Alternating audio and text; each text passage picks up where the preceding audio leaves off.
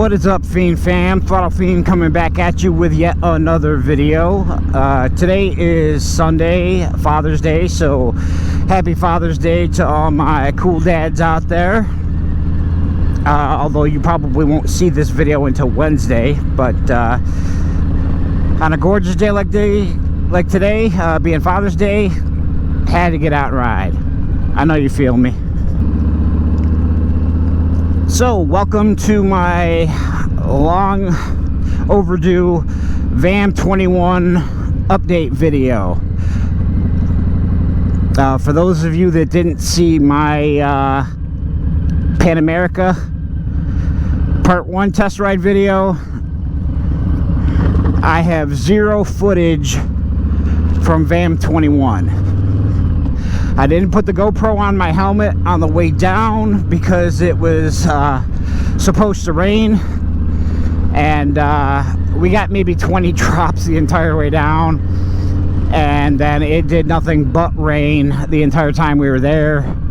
I attempted to use the GoPro, but it was not cooperating, and I just gave up.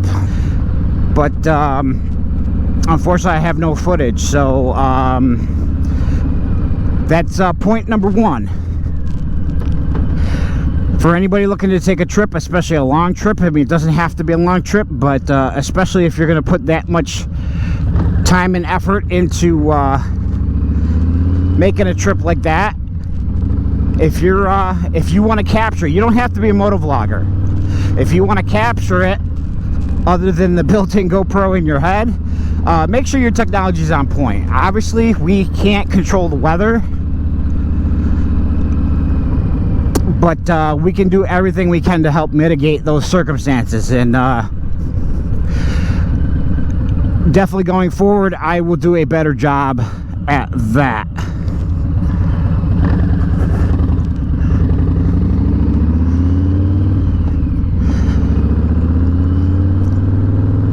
I packed plenty of memory cards. I packed plenty of batteries. I brought an Anchor battery bank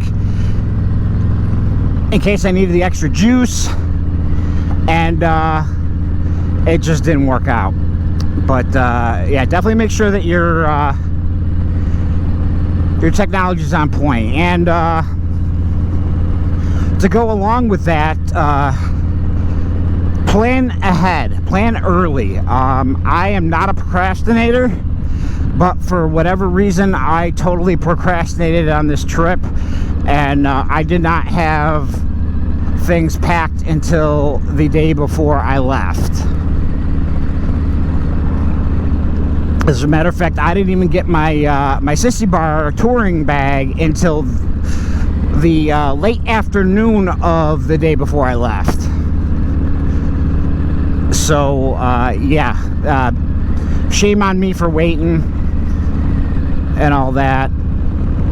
I mean, some of it was because I was going to try and get away with only bringing a backpack instead of a full-on piece of motorcycle touring luggage, but that wasn't going to happen, so I ended up buying the touring bag. And as a corollary to that, pack light. I'm typically someone who doesn't bring a lot of stuff with me on a trip, but I definitely overdid it with the VAM trip. I probably could have got away with less than half of what I brought with me. So I knew that the weather was not going to be super great. You know, it had been forecast to rain the entire weekend for quite some time. So I brought pretty much double of everything that I thought I was going to need, which basically I ended up having twice as much, and I needed half that. So, you know, think long and hard about what you're packing. I mean, obviously the longer the trip, this, that, the other, but especially if you're going to be, I mean, if you're roughing it, if you're moto camping the whole trip, do what you got to do. But like me, I stayed in a hotel Super 8 in Claypool area near Tazwell, Virginia, I had access to laundry facilities the entire time I was there. So if need be, I could have washed clothes and you know, reworn them.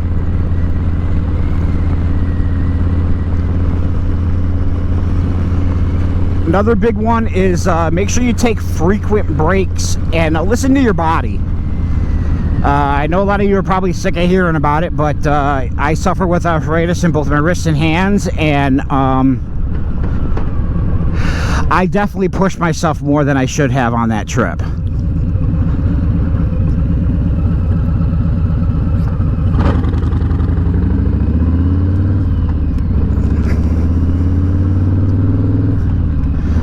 Obviously, we all have different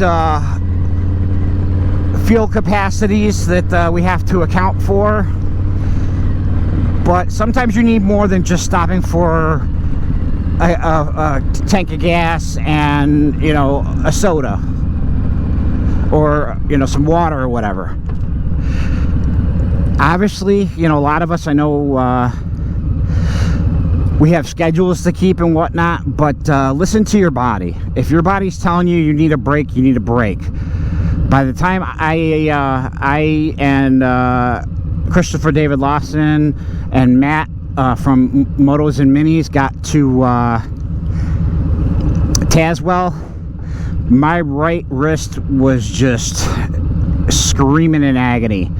And I had a cramp buster too, which is a throttle assist. For those that don't know, it's this little piece of curled up plastic with like kind of paddle at the end, so you can kind of use the palm of your hand to apply pressure to move the throttle and all that. So it's kind of like a poor man's kind of cruise control. You know, I ordered and paid for my Harley-Davidson cruise control module way back in late March, I think it was, early April. And as with everything these days, they're wicked backed up on production. You know, it's Father's Day, as I said. They're still waiting for them to be shipped out, and even when they ship out, it takes a couple days. So who knows when my dealership is actually going to get it in. Hoping soon, because as of right now, the way my plans are is that I'm getting that installed like 2 days before I leave to head to Florida for the World Record Poker Run. And if it's delayed, it's pretty much gonna mess up my trip, because I can tell you right now, I'm not gonna be able to complete the World Record Poker Run without some sort of cruise control. Thought about getting you know, a throttle lock or something like that, but any of the good ones, they're half as much as the legit cruise control module from Harley's costing me, so I can't justify spending the money. I mean, do I want to pull the plug on, you know, a lifetime opportunity trip just because of cruise control? No, but you know, I don't believe that I can make that long of a trip. I mean, from Rochester, New York to Tazwell, Virginia, for me, I did about 616 miles each way. And, you know, that was rough. The poker run, I think the longest day is like 530 miles. And you much more go at your own pace. But for me, that's going to be like 2 weeks worth of days like that, because remember, I have to ride from Rochester to Burt's Barracuda down in Florida, where the poker run starts. Then on the route itself, the poker run route itself, to Sturgis, and then from Sturgis back to New York. So it's like 13-14 days, something like that, all in. And 13-14 days of, you know, averaging about 400 miles a day, that's going to take a toll on anybody. You know, especially somebody who isn't on a touring style bike.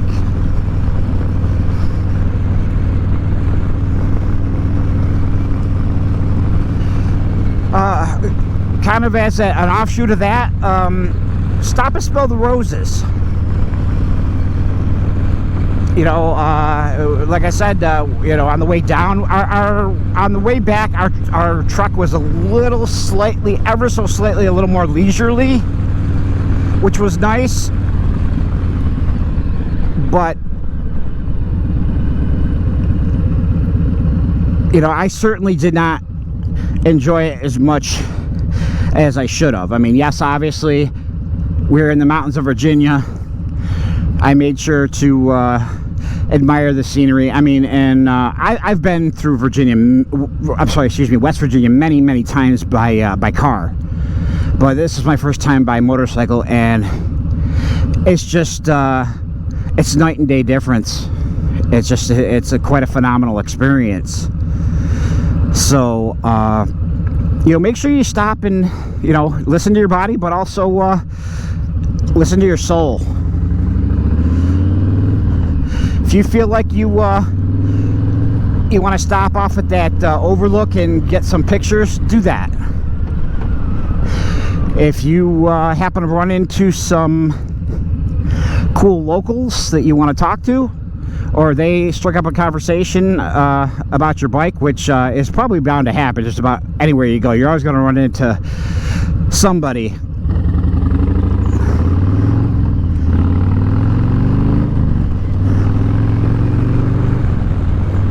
That wants to talk bikes. So, you know, take that time. I mean, obviously, if you have a destination to go, and, you know, and you're on a very tight time frame, you know, do what you have to do. But if you can at all allow for it, do it. You'll thank yourself in the long run.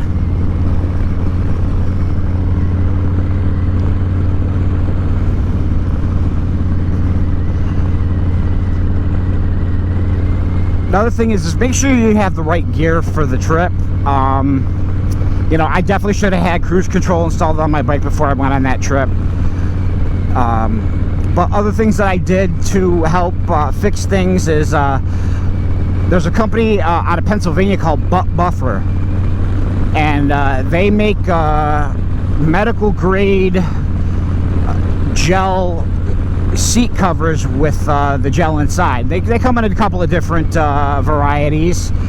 I chose to go with the goat skin cover, because everybody seems to like those, and that definitely made a difference for me. I was able to go twice, if not 3 times as long as I normally would, using that butt buffer, than had I just been on my regular Saddleman step-up seat. I mean, because here's the thing, I don't care, you could have the most comfortable seat and most comfortable bike in the world. You ride it for long enough, eventually you're going to get some pressure points, you're going to start feeling some kind of way. So you want to do everything that you can to alleviate that issue. Along those lines, change up your positioning a lot. You know, obviously I don't have a whole lot of options here with my Softail Lowrider S, but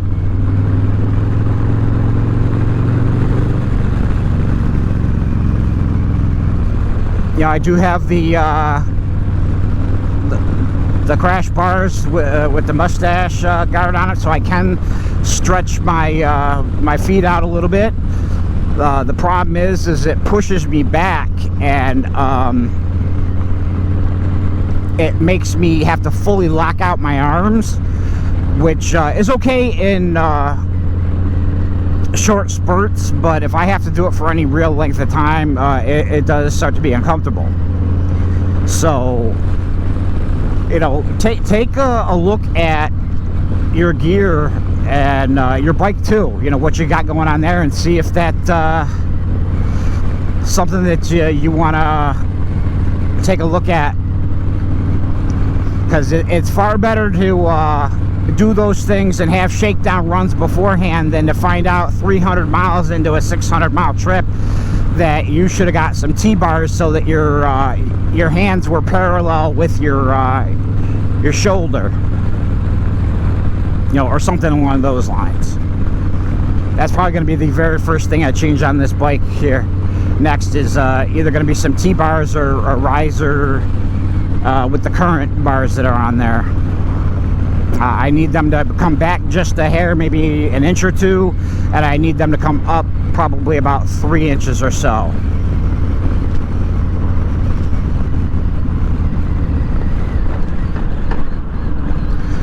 I guess another thing is be honest with yourself.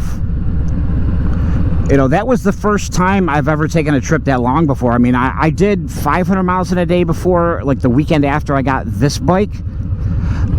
But we took a very, very leisurely pace. We definitely took our time and made sure that we were ready to go at after each stop that we stopped at.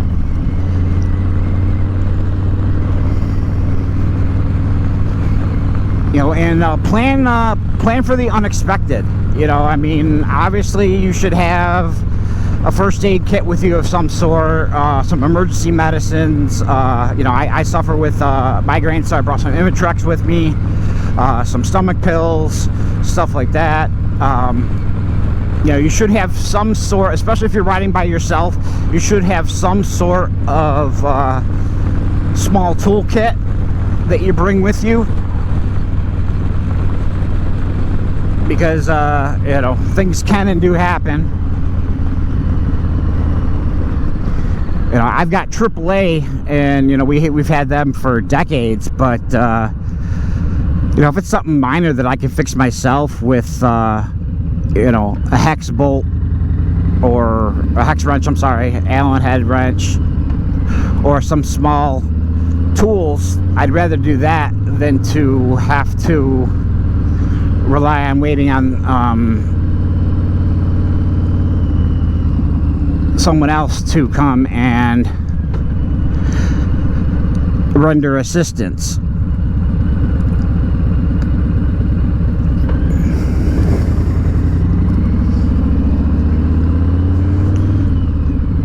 Another thing, I don't think this should necessarily have to be said, but I'm going to say it anyway, especially if you're in somewhere that you're not familiar with. Be on alert. And it could be something, you know, very innocuous that could end up being a bad situation.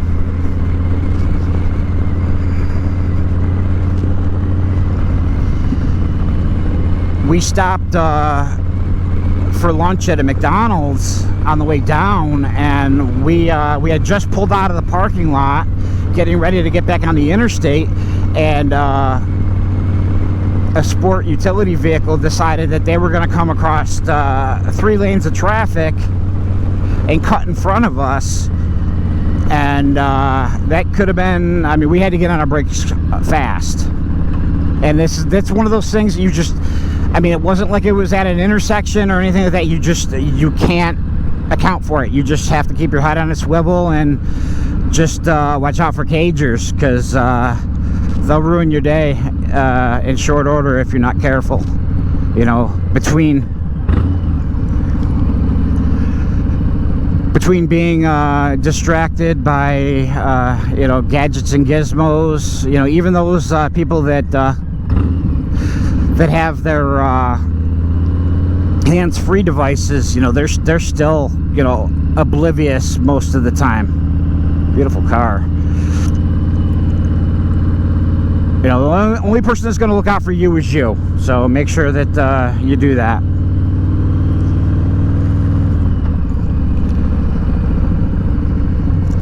Also, plan your route well in advance as best you can. You know, I freely admit that CDL did all of the planning for this route. He was chief cook and bottle washer that we followed on the way down and on the way back. But if you're going by yourself, or even if you're not, I mean, I probably should have had an alternate route plan just in case, because you never know. You always want to make sure you prepare for the unexpected. You know, we have technology. Use it. If you don't have a dedicated, you know, Garmin GPS for motorcycles, use your phone, which is fine.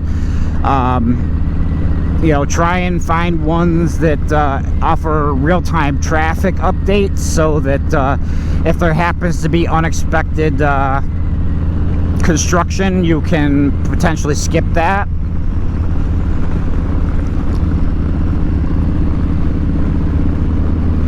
You want the smoothest ride possible.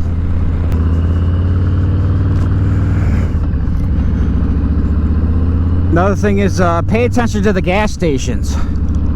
You know your bike, you know your bike's capabilities. Try and make sure that you're hitting gas stations well before you actually need to.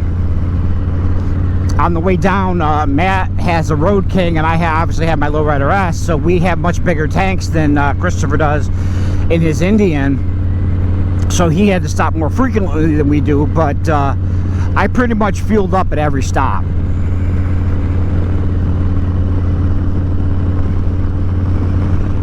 Whether I needed it or not. I mean, there was a couple that I didn't, just because I didn't feel like getting off the bike, or whatever, but you know, it's far better to have more than not enough. Anybody who's ever run out of gas before can certainly attest to this. I've never run out of gas on a motorcycle, but I have run out of gas once in a car, and that'll never happen again. And I guess the number one advice I have is enjoy it. You know, I knew going in to VAM that it was going to pour the entire weekend, but I still went anyways, and while yes, the rain sucked majorly, I did have a great time. I got to meet a lot of really cool people, a lot of people that I've been following and interacting with through YouTube and Instagram for quite some time now, and it was great to officially shake their hands and put an official face with a name, you know, in person. So you know, life's about the journey, not the destination. I mean, yes, in this case it was a moto meetup, but you know, it's all about the experiences along the way. You know, for every ounce of pain that I had in my wrists, you know, it was made up for by meeting really great people, going on awesome rides in the Tazwell area. You know, riding Back of the Dragon was phenomenal. I highly recommend it. I definitely do not recommend it in a large group, and I definitely do not recommend it in the rain, but yeah, it was phenomenal. Not only that, but they have an awesome welcome center there that just has pretty much everything you can think of as far as trinkets and memorabilia. I got myself a sticker for my fairing and a bunch of chips for the fam, and my best bud Jay, shout out you Jay, hope to see you again soon. And I got myself 3 t-shirts, so definitely was worth stopping in there. I mean, as well as some awesome pictures too. Alright, so I'm gonna end this one here. If you've got any questions, please feel free to leave them down below. I will answer to the best of my ability. If there's anybody else, which I'm sure there will be, who has more touring experience than I do, please feel free to pop in. If there's anything I happen to forget or that you can expand upon, that would be awesome. As always, stay shiny side up. Throttle Fiend out.